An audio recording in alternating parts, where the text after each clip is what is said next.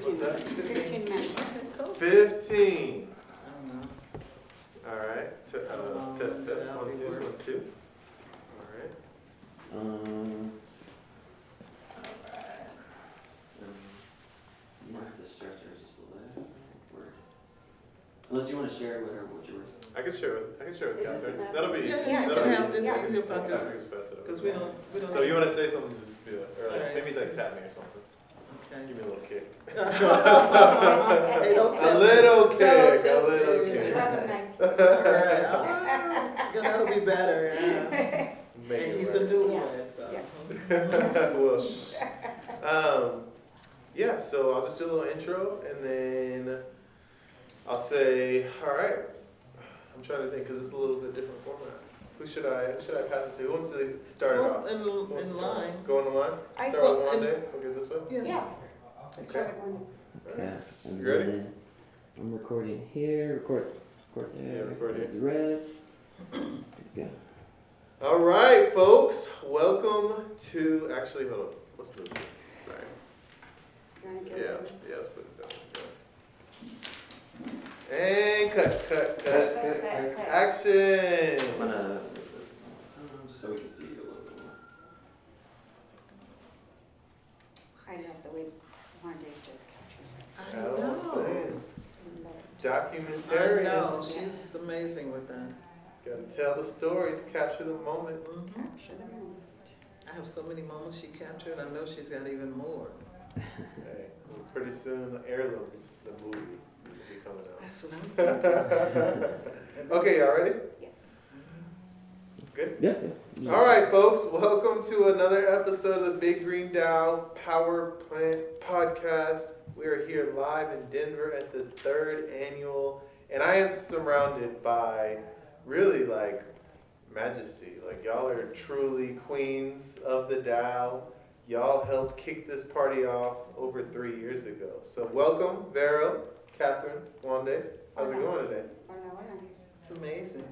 We're happy to be here. Thanks for having us, Stephen. It's always great to see you. Well, I remember in 2022 walking down into like that basement, and I just see y'all walking around. Y'all have like an aura to you. I'm like, who are these people? Who are these people? And Lacey also. I'm like, and Diana as well. I'm like, who are these people? In a day, right? And so I got to meet y'all over that 2-day period. Then, before you know it, about a year later, I joined the committee. So I get to join y'all. Mm-hmm. But y'all have so much history to this. Just talk a little bit about the process of building what y'all have built, and now in this present moment, like what it's evolved into. Go for it, Wande. Yeah, so it's something truly special, and when we talk about grassroots leaders or grassroots organizations, at first I thought it was like a joke, like, do they know that we're Black people doing this work? So it was really experiential and experimental. And so when we talk about shifting power, making sure that people that are closest to the work have a say-so, was it all rosy? No, absolutely not. I remember many times that Catherine and I did gladiator wars sometimes, and having really tough conversations on those calls. And I think one of the things that it taught me was it is not microwave work, and you have to be really comfortable with leaving those conversations unfinished. And many times we did leave those conversations unfinished and bothered and disturbed, and that was tough sometimes. I think a lot of times I don't know, it was just tough. But the great thing is when you're trying to do this stuff, it's messy, and I don't think that part comes through in those emails and in the quote unquote the finished product and what we were trying to build. So I'm just grateful, and Steve, been lucky. Look at what you all are doing now. When I'm watching in the audience now, I'm like, damn, like, look, I'm so proud and I'm so honored, and I just love seeing what it is. And I think the thing for me, and I'm gonna pass it on, I really cried like when it was my time to step off It was a grieving process for me. And so when we talk about shifting power and being comfortable with stepping away, it sounded good for the first 2 years. Like, yeah, we got transfer. 3 years later, we'll pass the time. Vote on it. Pass it. But when it's your time to pass it on, it wasn't about like passing, it wasn't about the power thing. It was about actually like stepping away all the way. You can't get into those drives. You can't. That part was hard. Leaving it. I grieved and cried. But when I see you all, y'all doing some dope shit, y'all. Yeah. Thank you. We couldn't do it without y'all. Y'all really laid the foundation. Right, we shed blood, sweat, and tears to do that.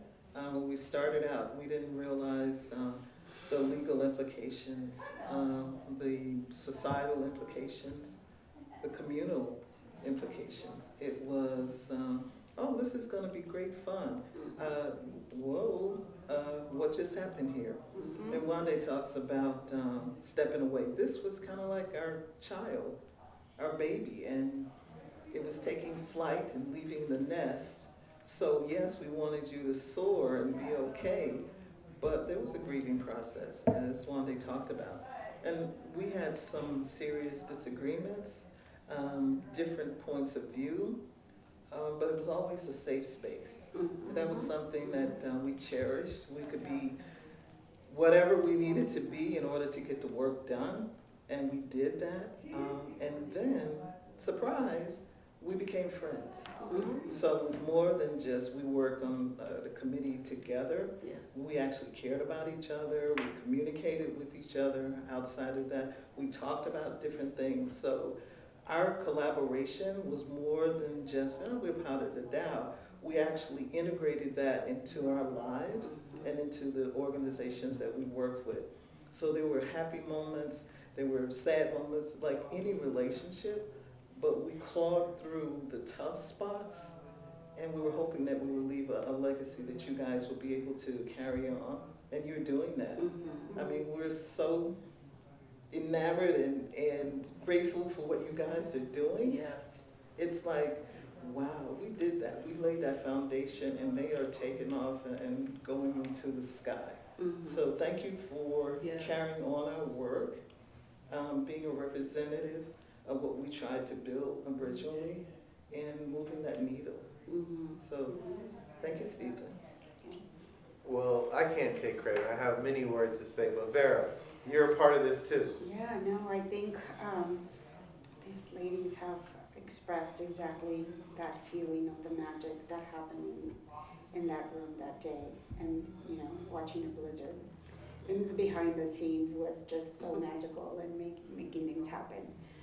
I agree. We sat at that table. Sometimes we didn't always agree, but I think that's the beauty of it, right? And I think laying that foundation and starting, I think just the takeoff of that was just amazing as we worked through it. Because not only were we working through this project that we were just tasked upon, but we also had our lives. We also had our organizations to run. We had community, we have everything around us. So I think identifying the importance of us coming together and having empathy towards the work that we were doing was important for us to be able to take off in this project. And in the beginning, maybe we could have thought there could have been a lot of things that had gone wrong, and some did, right? And we have successes and some challenges there. But I think it's important to identify that if you dedicate passion and love and dedication to the work that you are doing, eventually it'll happen. And it's all, again, you go through the concept of growing, right? Once you plant that seed, and we knew that we planted that seed, and we were like, by all means, Lacey, you're taking off that way, then get back over here, when the tree's growing crooked, well, let's help it. I'm not saying that Lacey was doing that, but we love to pick on Lacey, by the way, we do that well. But it was the passion. It was definitely the passion, and I'm just also I ditto everything, very proud of the work that is happening, the representation of being at the table is important to all of us, right? This BIPOC group and sitting at the table and having that representation. I feel that was the connection from all of us coming together. And I think I want to reiterate one point. I'm sure folks thought that all we had were some kumbaya moments with Kimball. That would be a no. No, So not only did we challenge each other, but we challenged him as well. absolutely. We brought a lot of things to the forefront. You did that well, Kathy. Exactly. Very well. Yes. So we wanted to make sure, was this another white guy trying to put some black faces to an organization that was not going to do anything? And shout out to Ade too. Right. I was a just day. about to say a day. Shout A out day. to Ade. I mean, We have to Phenomenal. lift a day up. We Yes. do, because she was is there. the bomb. Golly. A day. She was amazing. So we Fierce. vetted Kimball on site to make sure that he was doing what we believed was the right thing, and he rose to the occasion. He took our suggestions, he made changes, he stepped away. Dave accused him of having too much influence over the DAO, and he stepped back, and we made our own decisions. Mhm. The committee made the decisions. So kudos to him for doing that. Kudos to him for having a safe space for us to be able to confront him, not necessarily in a bad way, although there might be some disagreement about how I approached him, but in any event. Yeah, you're a bit aggressive at times. You were a bit aggressive. A little bit, so, I mean, but he handled it like the pro that he is, and he took those recommendations under consideration, and he proved it. It wasn't just some lip service or whatever, he did it. And did not exert his power or perceived power in a, over us, right? Mm-hmm. Like, we truly mhm. did what we felt was necessary, at least in our way. Exactly, and we made those choices among ourselves and those decisions. So, No pressure, Stephen. right, No, well, actually, I got a question or two. Sorry, Yeah, yeah, I'm we're trading mics. Well, I have a few things because normally in philanthropy, it is white driven, right? And you have these big foundations who have lots of money and they have a board with their family members and they make the decision on how to distribute the funds.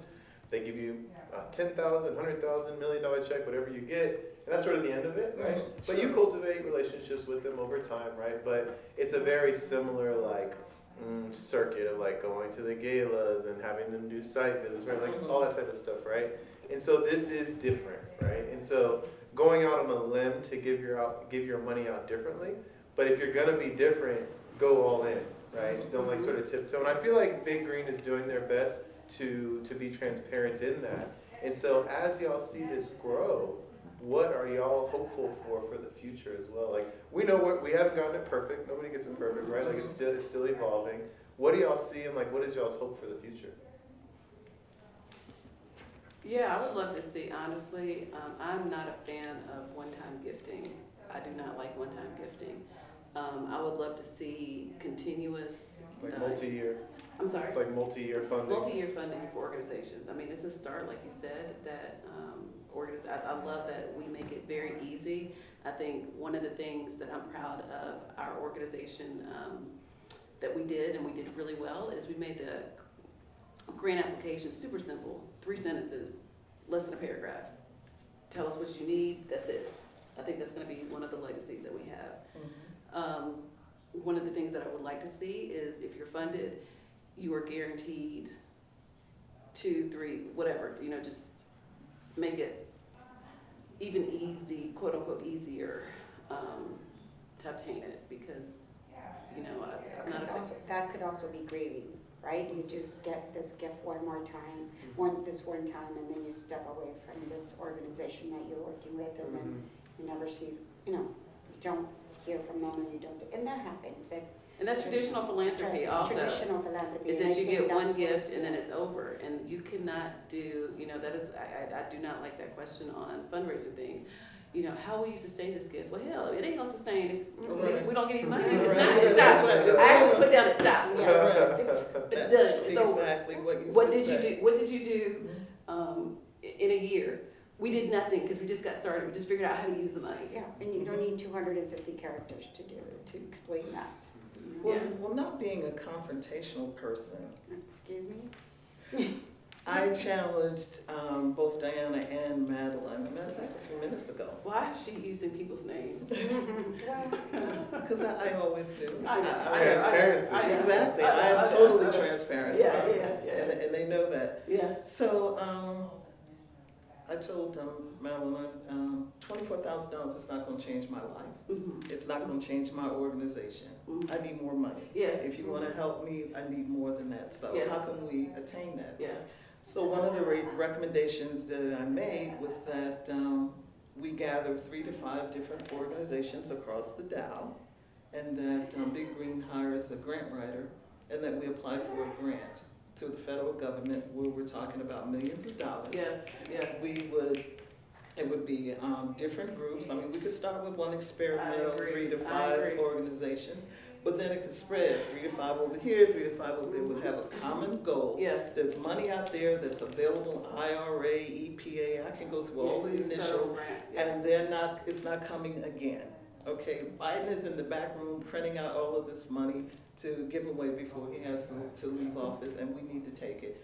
This is an opportunity, and one of the focuses that the federal government has right now is collaboration, Mhm. partnership. Yep. They're Yes. saying that even across their internal Yes. organizations. The Let's USDA. leverage that. What Yes. the hell are we doing? I I said, agree. Madeline, I need funding from the DAO to Yeah. hire a grant writer that Yes. will Coordinate this. coordinate Yeah. across these 3 to 5 organizations within the DAO. And we would apply for grants Yes. so that we would have an impact. Yes, thank you for the $50,000, $24,000, but I need a little bit more money, and I need it sustainable, Yeah. to Wande's point, Mhm. multi-year. And Yes. these federal grants, monies, are multi-year. That's how you So show let's it, do yeah. that, and it doesn't mean that the DAO has to go out and find money every time. This is money that's sitting right there on the table looking for collaboration. Let's do this and stop Playing around. playing around, piddling around, or what have you. Mhm. And we could rotate what organization is a lead Absolutely. organization, if they're a 501c, or if you're not, you can still be a part of the process. Yes. So The Let's truth do And it. that's how you think differently Yeah. too. That's how you Mhm. think differently. Yeah. And the truth also too is that because of this network that we've created, this foundation of network of grassroots organizations that we know that are doing the important work, yes, this is where we find those collaborations, Yes. right? Because Exactly. now I know I could call you, you know, either one of you, or Mhm. Lacey, or Stephen, or anyone, and this is the importance. And so we need to highlight that that's the importance of the DAO. Yes. It's not that you just get, you know, not just, but you get a $25,000 whatever. grant or Yeah. whatever amount of money that is, but the collaborations and networking that happens amongst all of us. and it bonds us together. It bonds us together, not only financially, but we've got a sharing among each other. I mean, we've got the collaboration. We're not bound by geographic boundaries or anything like that. We are one in the work that we do, the work that's important to us, that we want to spread across the world. Forget about just the nation. So this is one way to do that. There are other ideas, but we could use this as an experiment. We could do it across the board, however they want to do it. But And I we think need to do that. We identified that in the beginning, you know, in the beginning of this project, that we knew that this was going to be a network of BIPOC grassroots organizations growing food. I think we identified that in our second year. Yeah. That we wanted to make sure that that continued to grow, right? So that we can have access into those resources. You know, you send us great articles all the time, or grants or things that are happening around. And that's important to understand that someone's looking out for you. And that's what every organization needs, a buddy across the country somewhere to help you with the work that you're doing. And this is how you, and I know Lucke has to take the next question, but this is how you, like when you're thinking about how do we scale and do our work, because you know we want to come outside of you know our geographic regions, and so it doesn't mean that Hand, Heart, and Soul Project has to physically have a location in Minneapolis or Texas, but if we have one of those larger grants and we partner with Project Sweetie Pie, partner with Brownsville, our imprint then is in Yes. those locations. Yes. You know, so, but it's gonna take more than, like you said, a $50,000 grant, or Mhm. even $1 million grant, Mhm. because overhead takes up 50% of a Mhm. grant automatically. So we're getting a $2 million, $3, $4, $5, $10 million grant, and we Yes. partner with trusted organizations that are mission aligned and vision aligned. Absolutely. So Stephen, to tell you, our brains don't stop working. We're just continuing. We're heirlooms of the DAO, but I think it's important for us to identify too that as heirlooms, we are always looking to improve and how can we continue supporting that. And y'all have so much institutional knowledge, right? A lot of organizations can fail if there's not a good transition and succession of leadership, right? And I think we're still figuring that out in creating, right? And so the fact that 3 heirlooms are still here at this 3rd annual, that makes me happy. I think that we need to continue that collaboration and that wealth of knowledge, right? What also, when I was hearing Catherine talk is, y'all helped create this light paper, right? Y'all helped create this light paper. We haven't really changed it much, but there's actually a mechanism for proposals, right? So who knows, maybe there's a proposal for hiring a grant writer or 2, because we do have to leverage these funds. Like, it was sort of like a miracle how the Treasury got funded like the first time, right? And so now we're at this point of, okay, how do we sustain this? How do we sustain this? And I think that we can get really creative from the grant side, from investing in stocks to, investing in land, right? There's so many different things we could do. And as we continue to coalesce it, and y'all created a community, really. And that's probably the most powerful thing, that you can't even put money behind the community that's being created right now. But at the same point in time, what's going to keep building and growing that community? And of course, the resources. The money brought everybody to the table, right? Like, let's not play around. Like, that's the reason. We know that. But now that we're at the table, now what? Right? Like, how are we going to keep growing this table, sustaining this table? And, what's happening, there are other networks, right? So there's like the School Garden Support Organization. There's the USDA Farm to School. So there are other organizations who are bringing people together and are providing funds. But I think the sustained and desire to grow capacity is something that hasn't always happened. And community, Yes. right? Like, there's a certain kind of energy that happens. And I think because we are BIPOC led, I think that might be a little bit different than some of the other organizations. They're probably just generically open to whomever might apply, et cetera, et cetera. But the fact that Kimball built this DAO to be for BIPOC-led, food-focused organizations, I think that's something that we still need to focus on, still need to bring to the forefront, and still need to highlight. So yeah, it makes us a little bit different. I mean, there are many DAOs, but there's none that was focused on philanthropy, and that's what this one is. That's what Kimball started. And putting nonprofits in the focus is putting nonprofits in the driver's seat and giving us decision-making power and shifting power. So I want the people to know a little bit about y'all as well. So as y'all go off into not the sunset, and to the sunrise of the DAO, the Big Green DAO, what are y'all doing on the home front as well? Y'all are doing some amazing work. Wande? I'm just trying to keep I just don't want to, I don't want my children to put me in an early grave, so my focus right now. Okay, Oh my so raising goodness. some amazing folks. You were talking about your son a little earlier. Yeah, I keep trying to lose my teenagers, but they keep finding me every night. They come home every night. Tell you a secret. I was gonna say, They always find me. I know. And they're such charmers. My son told me this. He said, "Mom, you're just so beautiful. I don't know why Daddy doesn't appreciate you." Like, I'm like, yeah, he's just trying to find a home for the What do you mean? What you looking Right, for? exactly. Yes. He said that like 2 years ago. I'm divorced now, so yeah, he's a sweetheart. But yeah, I have 3 amazing children who are my inspiration, and I'm finally understanding that the importance of making memories and not mistakes. And unfortunately, I'm realizing that this work is taking precedence over me raising my children a little bit more than I wanted to. Mhm. So right now, my priority is being a mother first, and everything else comes next. I'm But sure your it's- children are appreciative of that. Well, they will be They will be. when they're older. Yeah, But yeah, right and now they've been they're very like- understanding. Mhm. They've been very understanding, but yeah, I don't normally have regrets in life, and I don't, except for, I put a lot of my life into work.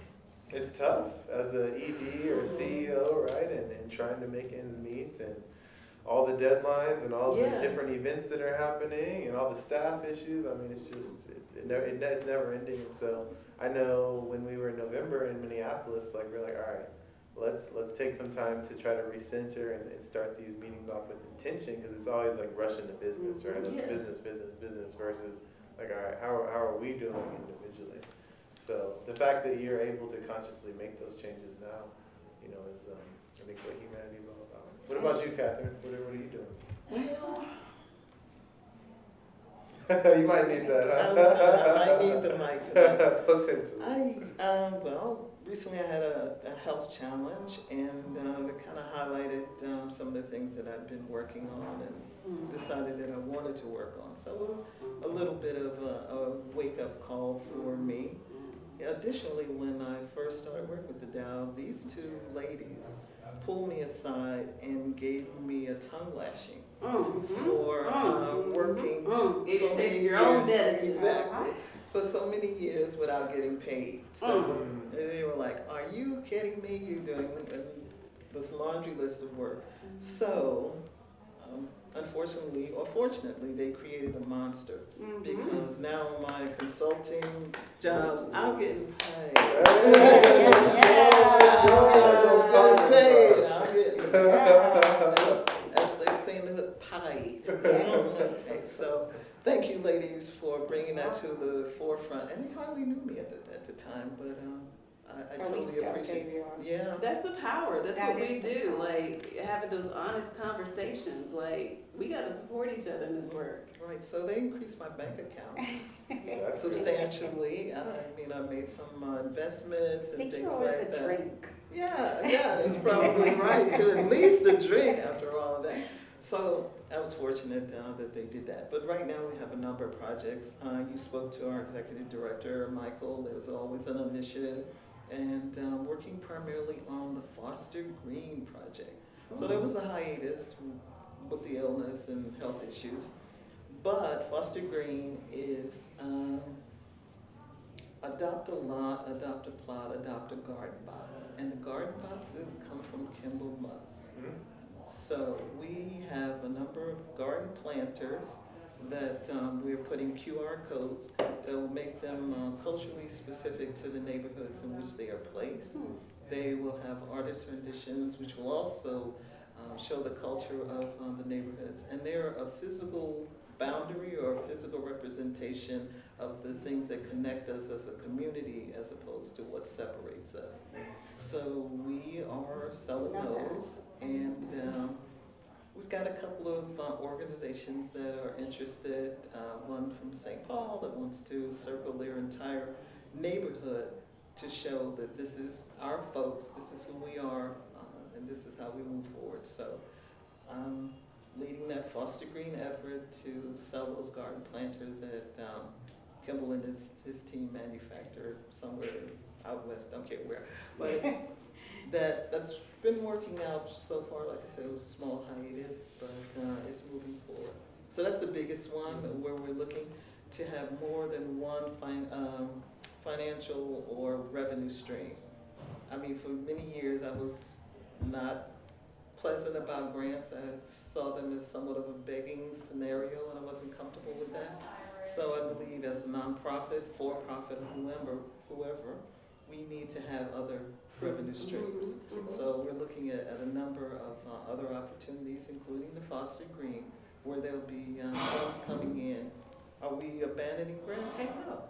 But they are nice to have in my mind, but we need to have other revenue streams coming in for our organization in order for us to survive. And because I'm not as young as I used to be, we also have established a transition plan folks to come in and follow up on what we're doing, similar to how we left the DAO. Mhm. So we're building on that. Succession is important. Succession is important. You talked about revenue streams and succession, and that's always been something that I talk about because most nonprofits, if every grant and donation went away, nonprofits would be out of there, right? Most nonprofits would be out of there. Right. And so I love looking at like Goodwill and models where they're actually able to create revenue through contracts and other opportunities, Scout value-added products. It sounds American like, Red Cross. what's that? I said Girl Scout cookies, American Red Cross. I mean, those are some huge organizations that have other revenue streams Mhm. coming in. So Successful. what's the problem? I hear a lot of people say, oh, nonprofits don't need money. Yes, No. we do, to carry on our mission. Where do you think the money comes from? So, but anyway. No, we're filling gaps that, the private or the governmental Government sector sector aren't can't do. filling. So Yeah. it's needed for our communities and creates stability and so much more.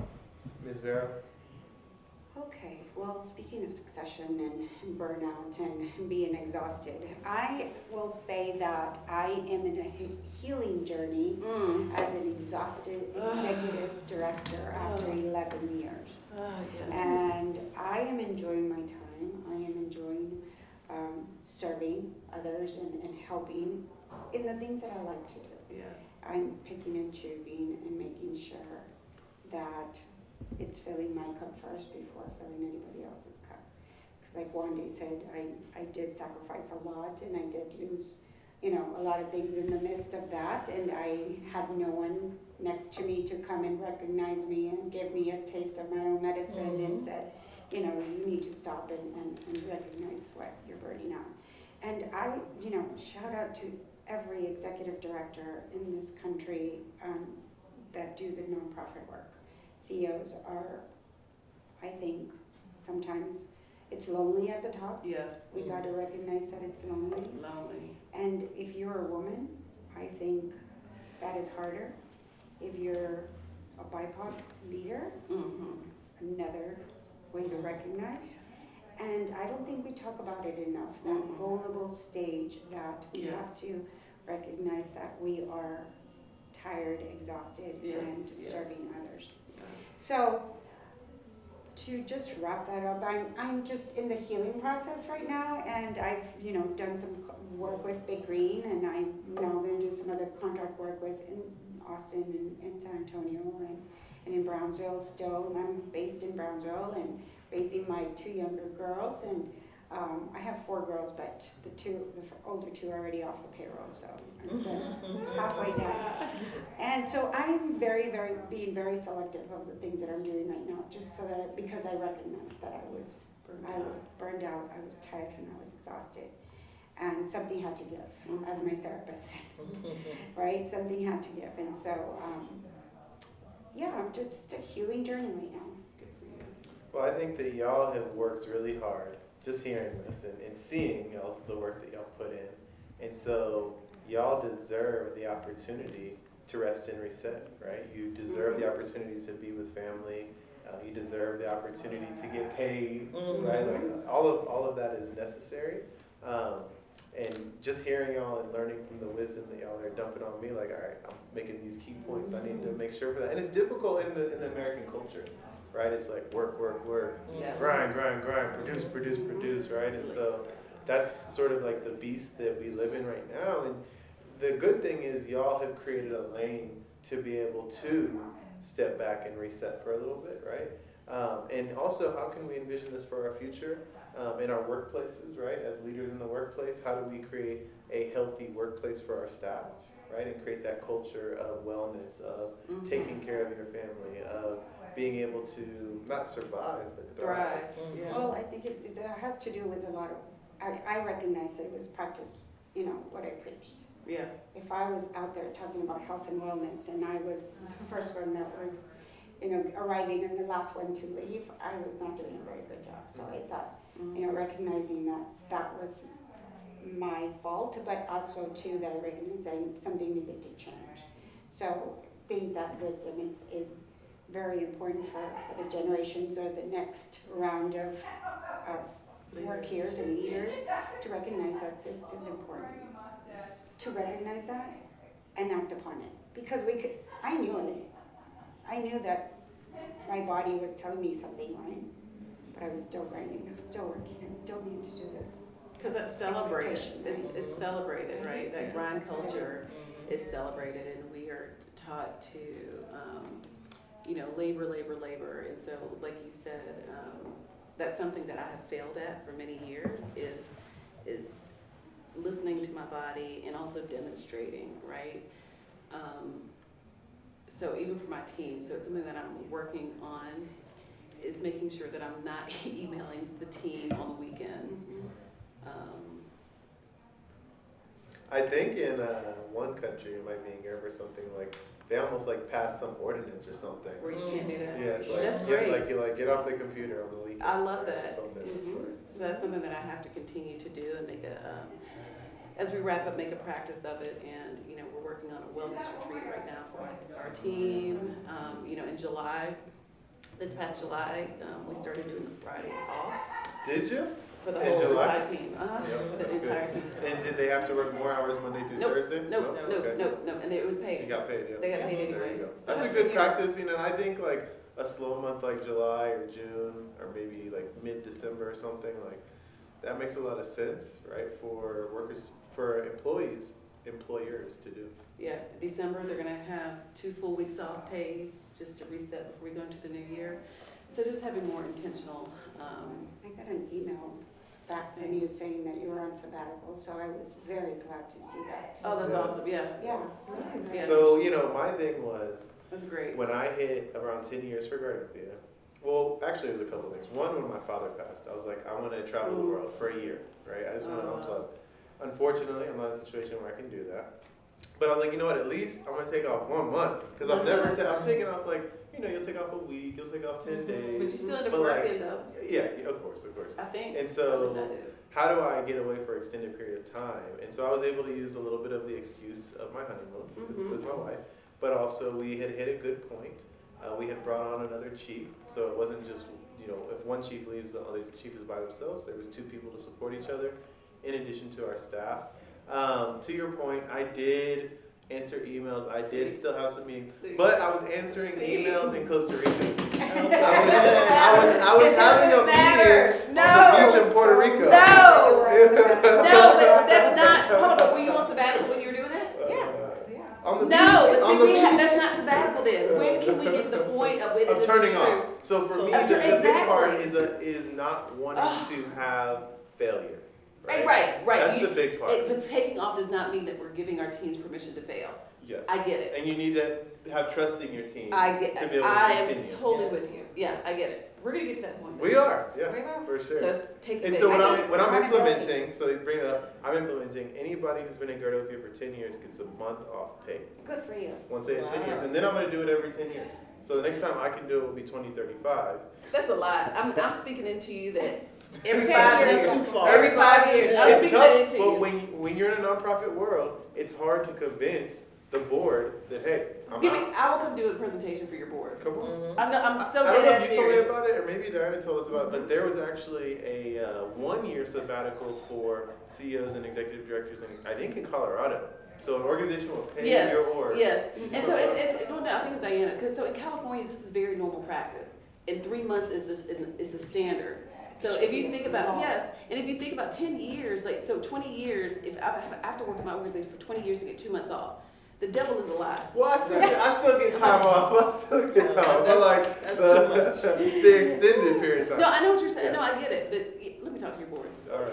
I'm bringing you in for a presentation. I'm so You heard that? You heard that? Are you on the board? Are you on the board? No, he used to be. He wants you to Why didn't you apply He wants you to back advocate then? No, but again, normalizing people take off. Another thing that's been brought up, and I would love to see a cultural shift, is the 4-day work week. Yeah. Right? Oh, And moving towards that, yes. but everybody has to do it. The schools, the employers, like all that, like, and then who's taking care of the kids on Friday? Right, that's Right. true. That's So, been an issue for a There lot has of to be folks. some things that we think through, but I feel like it is possible. Because actually there's some research showing that people actually become less efficient and productive after a few hours. Like, Yes, you can probably get all the work you need to get done in like 3 to 5 hours. It's true. Right. But It is you true. procrastinate because like I gotta be here anyway. So. It's true. I I'm telling you, like, our team felt so much better. Like, you could just see it when they had Fridays off, because on Fridays they were, going to go to the doctor's office or just sleep or whatever it is. Like, they weren't forced to try to figure out, like, how are they gonna take time off to go to the dentist appointment or whatever it is, because the dentist didn't open on Saturday, on the Right, weekends. or was too busy. Or too busy or whatever, yeah. This so. is a great segue to say, it's time for happy hour, y'all. Oh, There you go. clock out. Happy hour, clock out. I need a ride. I was gonna say, I need a speaking ride. of that, right? Okay, y'all. Well, as y'all can see, it's a robust conversation. Last thing, how can they get in contact with y'all? So you can call my executive assistant at, I'm just playing. You can contact us at www.handheartandsoulproject.org. That's for my 40 and up generation. Or you can go to Instagram at Hand, Heart, and Soul Project. Thank you so much. And similarly, Project Sweetie Pie is projectsweetiepie.org. And we're also on Facebook and all the standard spots, so you'll find us there. Yeah, and you can find me also on Instagram. I think it's the easiest way. I think Vero for Smile. Ding. Vero's for a smile. Vero for, because 4 girls, Smile. And yeah, I think my information is still on the Big Green website, so go to look at it before I bring it down. Mm-hmm. There you go.